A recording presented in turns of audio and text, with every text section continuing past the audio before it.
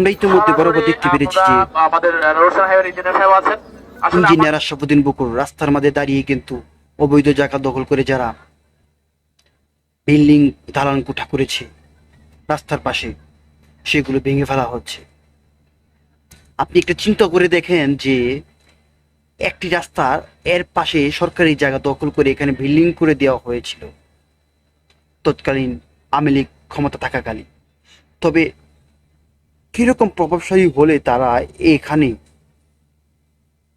এত বড় একটি সিন্ডিকেটের মাধ্যমে এত বড় বিল্ডিং বানিয়ে পারে বিল্ডিং বানিয়ে রাখতে পারে।